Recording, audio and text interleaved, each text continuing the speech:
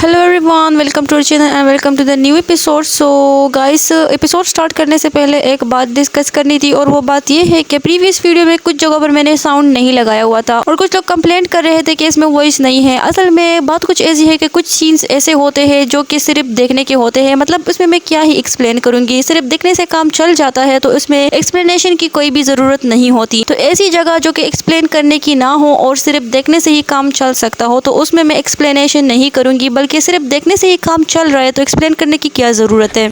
Yeah, boy.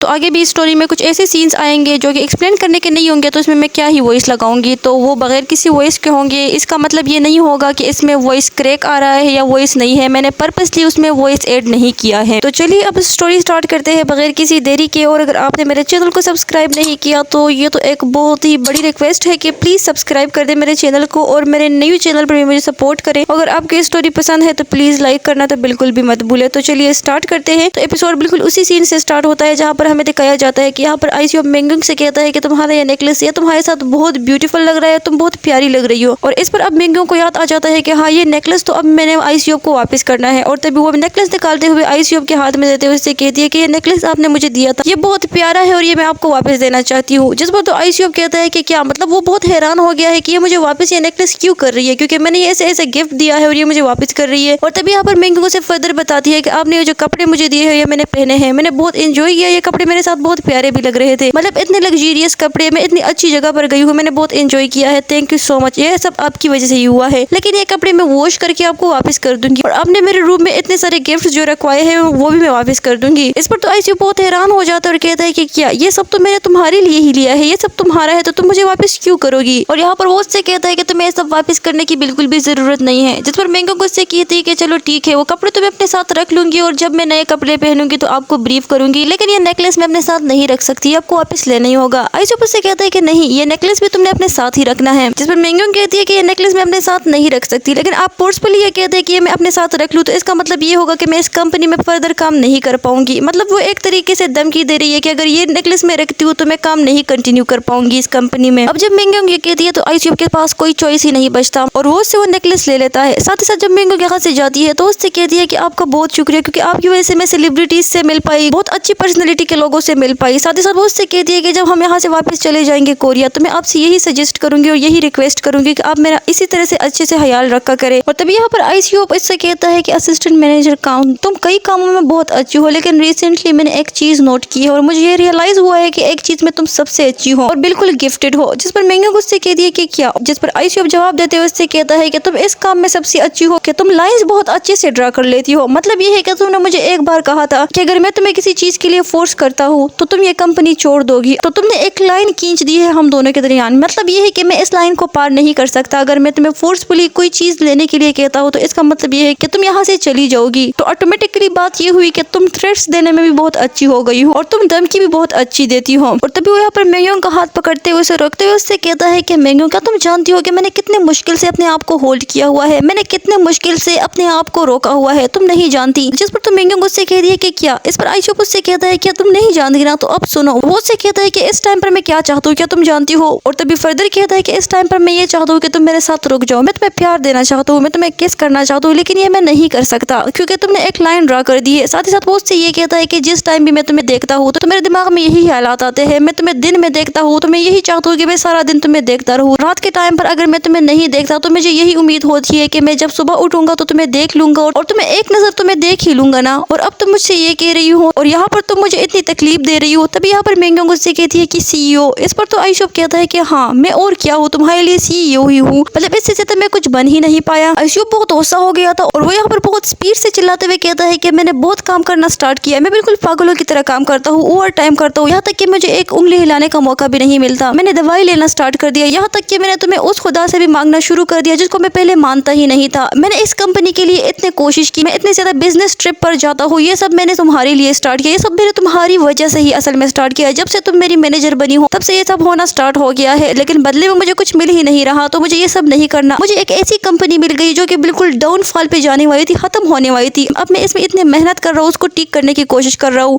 और तभी वो कहता है कि मुझे बस ऐसा कर लेना चाहिए कि इस कंपनी पर गिव अप कर देना चाहिए। साथ ही साथ वो बहुत गुस्सा था, तो यहाँ से बाहर जाने वाला था। जिस पर मिंगो मुझसे कहती है कि सीईओ। वो गुस्सा होते हुए कहता है कि क्या है। अब मिंगो भी गुस्सा होते हुए उससे कहती है कि इतना सब कहने के बाद अब तुम यहाँ से अचानक से ऐसे कैसे जा सकते हो, क्या तुम इतने इररिस्पॉन्सिबल हो। और तभी वो उससे कहती है कि मैंने भी बहुत कुछ झेला है और मैं भी बहुत कुछ झेल रही हूँ अभी भी। आईसीयू बहुत हैरान हो जाता है, उससे कहता है कि क्या तुमने क्या झेला है, मतलब तुम पर ऐसी क्या बीती है कि तुम ऐसा कह रही हो कि तुमने बहुत कुछ बीता है। और अब मिंगो उससे कहती है कि सेंटर में भी जब मैं तुमसे पहली बार मिली थी तो मैं यही कोशिश करती थी कि तुम मुझे नोटिस करो, मैं यही कोशिश करती थी कि मैं तुम्हारी अटेंशन लूं। वहाँ पर और भी लड़कियां थी, मैं इसी कोशिश में हर वक्त लगी रहती थी कि तुम्हारी अटेंशन ज्यादा से ज्यादा मुझ पर हो। तो ये भी एक कोशिश ही थी, मैंने बहुत कुछ झेला है, यहाँ पर आके भी मैं बहुत कुछ झेल रही हूँ, मैं तुम्हारे साथ मेहनत कर रही हूँ, तुम्हें सपोर्ट कर रही हूँ, लेकिन इसके बावजूद भी तुम मुझे बातें सुना रहे हो। और जब हम सेंटर में थे तो तुम मुझसे नफरत करते थे सीईओ। पर अब आईसीयू मुझसे कहता है कि नहीं, असल में मैं पागल था जो कि तुम जैसी लड़की से प्यार करता हूँ और अब भी प्यार करता हूँ। मिंगो मुझसे कहती है कि नहीं, कुछ वीक्स में जो कुछ हो रहा है यही सब मैटर करता है, उससे पहले तो कुछ भी नहीं था, मतलब इससे पहले हमारे दरमियान कुछ ऐसी स्पेशल बॉन्डिंग बिल्कुल भी नहीं थी। तभी आईसीयू मुझसे कहता है कि चलो ठीक है, I am really very sorry ये सब कहने के लिए, लेकिन प्लीज तुम मुझे अकेले छोड़कर मत जाओ। अगर तुम मुझे अकेले छोड़कर नहीं जाती तो मैं सारा का सारा तुम्हारा ही हूँ, मुझे तुम्हारी साथ की जरूरत है और मुझे तुम चाहिए हो। साथ ही साथ उसे वो नेकलेस भी दे देता है, उससे कहता है कि फिर हम कल मिलेंगे। और इसी के साथ सीन शिफ्ट हो जाता है, हमें दिखाता है कि मिंग सो रही है और जैसे ही वो उठती है वो कहती है कि क्या मैं एक ख्वाब देख रही थी। लेकिन जैसे ही वो उठती है अपने रूम में देखती है कि वो नेकलेस भी वहाँ पर पड़ा हुआ था और जो गिफ्ट आईसीयू ने उसको दिए हुए थे वो सारे के सारे गिफ्ट्स भी वहाँ पर पड़े हुए थे, जिस पर अब वो कहती है कि नहीं ये एक ख्वाब नहीं था। और अब मिंग कोरिया वापस आ गई है। जैसे ही वो उठती है हमें दिखाया जाता है उसके फ्रेंड सिया को। सिया उससे कहती है कि तुम तो इतनी जल्दी उठ गई, क्या तुम्हें पता नहीं है कि आज वीकेंड है, तो तुम कुछ देर और आराम कर लेती। जिस पर मिंग उससे कहती है कि नहीं, वहाँ के और यहाँ के टाइम जोन में बहुत ज्यादा डिफरेंस है, तो मुझे अब अपने आप को एडजस्ट करना होगा। साथ ही साथ सिया मिंग को बताती है कि मैं नीचे स्टोर गई थी और मैंने बहुत अच्छे अच्छे फ्लावर्स के प्लांट ले लिए हैं। मिंग भी अब अपने फ्रेंड के साथ बैठ जाती है और ये लोग फ्लावर्स अरेंज करने लगते हैं। और जब ये लोग फ्लावर्स अरेंज कर रहे थे बिल्कुल इसी टाइम पर मिंग के मोबाइल फोन पर आ जाता है एक मैसेज जो कि आईसीयू की तरफ से ही था। जिस पर मिंग जैसे ही देखती है वहाँ पर आईसीयू ने पूछा हुआ था मिंग क्या तुम उठ गई हो, जिस पर मिंग ने रिप्लाई कर दिया था हाँ, और इसी के साथ उसने अपना मोबाइल रख लिया था। जैसे ही वो अपना मोबाइल रखती है उस पर एक दूसरा मैसेज आ जाता है जो कि वो देखने वाली नहीं थी, जिस पर तो उसकी फ्रेंड उससे कहती है कि मिंग तुम्हारे फोन पर एक मैसेज आया हुआ है तो तुम क्या उसे देखना नहीं चाहती, मतलब तुम्हारे फोन पर मैसेज आ गया है तो तुम्हें देखना चाहिए। जिस पर मिंग कहती है कि हाँ हाँ मैं देख रही हूँ। और जैसे ही वो देखती है तो आईसीयू उससे पूछ रहा था कि हम डिनर करें।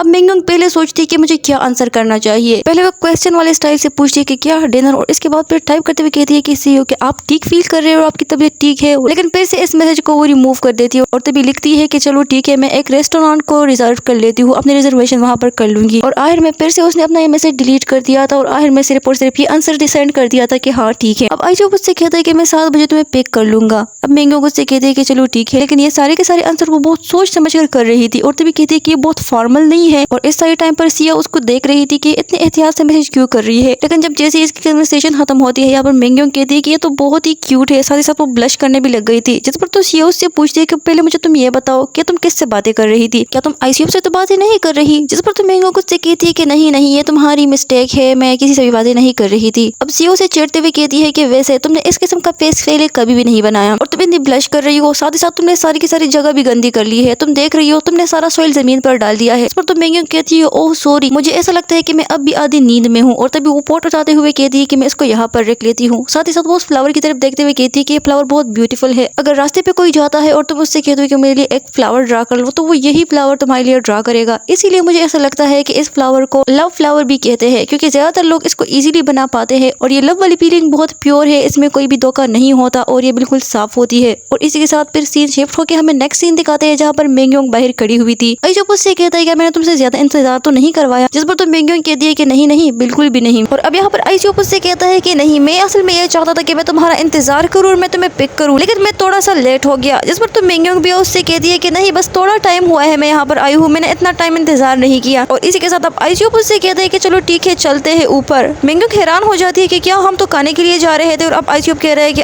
ऊपर जाते हैं। असल में आईसीयू उससे कह रहा है कि हम खाना ऊपर खाएंगे और आईसीयू ने खुद अपने हाथों से मिंग के लिए बहुत कुछ तैयार कर लिया है। अब जैसे ही मिंग ऊपर आती है वो देखती है कि आईसीयू ने तो इतना सब कुछ रेडी कर लिया है, वो बहुत हैरान हो जाती है और यहाँ पर उससे पूछ भी लेती है क्या तुम खाना पका भी सकते हो। जिस पर आईसीयू उससे कहता है जब मैं अब्रॉड था तो सब कुछ खुद ही करता था और उस टाइम पर ही मैंने खाना बनाना सीख लिया था। आईसूब ने उसके लिए पास्ता भी बनाया हुआ था, साथ ही साथ मीट भी बनाया हुआ था और टेबल को बहुत अच्छे से डेकोरेट किया हुआ था। मिंगयोंग के लिए बहुत अच्छे से फ्लावर भी रखे हुए थे, जिस पर तो मिंगयोंग उस फ्लावर की तरफ देखते हुए अपने मन में कहती है कि इसने ये सब कुछ मेरे लिए प्रिपेयर किया है। और इसी टाइम पर आईसूब एक अल्कोहल का बोतल लेके आ जाता है, जिस पर मिंगयोंग उस अल्कोहल की तरफ देखने लगती है। तो आईसूब उससे पूछता है क्या तुम भी अल्कोहल पियोगी, जिस पर मिंगयोंग कहती है कि हाँ मैं भी पीना चाहूंगी। आईसूब बहुत हैरान होते हुए उससे कहता है कि मैनेजर मिंगयोंग खान क्या वो भी ड्रिंक करती है और वो भी अल्कोहल पीती है, जिस पर तो मिंगयोंग एम्बेरेस्ड होते हुए उससे कहती है कि हाँ मैं भी पीती हूँ। और जिस टाइम पर आईसूब उसको सर्व कर रहा था अल्कोहल, उस टाइम पर वो बहुत प्यारा लग रहा था। मिंगयोंग उसकी तरफ देखते हुए बहुत ब्लश कर रही थी और साथ ही साथ हमें बता दी है कि एक ऐसा मर्द जो कि बिल्कुल परफेक्ट है, उसने ये सब चीजें मेरे लिए प्रिपेयर की है। मैं इस बात पर यकीन नहीं करना चाहती कि ये सिर्फ मेरे लिए प्रिपेयर की गई है, लेकिन ये सच बात है। मतलब मैं इस पर यकीन करना भी नहीं चाहती, लेकिन मैं करना भी चाहती हूँ कि ये सब इसने मेरे लिए प्रिपेयर किया है। इस दुनिया में इतने सारे लोग हैं और इतने सारे लोगों में से इसने ये सब सिर्फ और सिर्फ मेरे लिए प्रिपेयर किया है। तो मैं ड्रिंक करना चाहती हूँ, हाँ मैं और भी ज्यादा ड्रिंक करना चाहती हूँ। और यहाँ पर मिंगयोंग ने बहुत ज्यादा ड्रिंक कर लिया है और वो बिल्कुल ड्रंक हो गई है और वो कहती है कि मैं इस बात पर यकीन करना चाहती हूँ कि हाँ ये बंदा जो कि बिल्कुल परफेक्ट है, ये मेरे लिए सब प्रिपेयर कर रहा है। और मिंगयोंग ने इतना ज्यादा ड्रिंक कर लिया है जिसकी वजह से अब वो ड्रंक हो गई है। और यहाँ पर आईसूब बिल्कुल अच्छे बंदों की तरह वो सारे बर्तन उठा के लेके जा रहा है और सिंक में रख रहा है, जिस पर तो अब मिंगयोंग उसके पीछे पीछे आते हुए उससे कहती है कि ये बर्तन मैं धो लेती हूँ। आईसूब उससे मजाक में कहता है कि नहीं ये डिश बहुत महंगा है और ये तुम इसे खराब कर दोगी तो मैं ही बर्तन वॉश करूंगा, जिस पर तो मिंगयोंग कुछ भी नहीं कह पाती। लेकिन आईसूब जहाँ जहाँ भी जा रहा था मिंगयोंग बिल्कुल उसके पीछे पीछे वहीं पर ही जा रही थी, जिस पर तो आईसूब उससे कहता है कि तुम तो बहुत ही ज्यादा डिस्ट्रैक्टिंग हो, क्योंकि मिंगयोंग के ऐसे पीछे पीछे जाने से वो बहुत ही ज्यादा डिस्ट्रैक्ट हो रहा था। तुम इस सारे टाइम पर मेरे पीछे पीछे ही घूमती फिर रही हो, जिस पर तो मिंगयोंग जवाब देते हुए उससे कहती है कि हाँ ये तो मेरा काम है ना, यही मेरा जॉब है कि मैं तुम्हारे पीछे घूमती फिरूंगी। अब तो आईसूब उसे जवाब देता है हाँ वो तो ठीक है, लेकिन इस टाइम पर तुम बिल्कुल किसी पपी की तरह लग रही हो, तुम्हारा फेस बिल्कुल पपी की तरह लग रहा है। और इस सारे टाइम पर मिंगयोंग वाकई में बहुत ही ज्यादा प्यारी लग रही थी और इसी के साथ हमें कुछ प्यारे सीन्स भी देखने को मिलते हैं।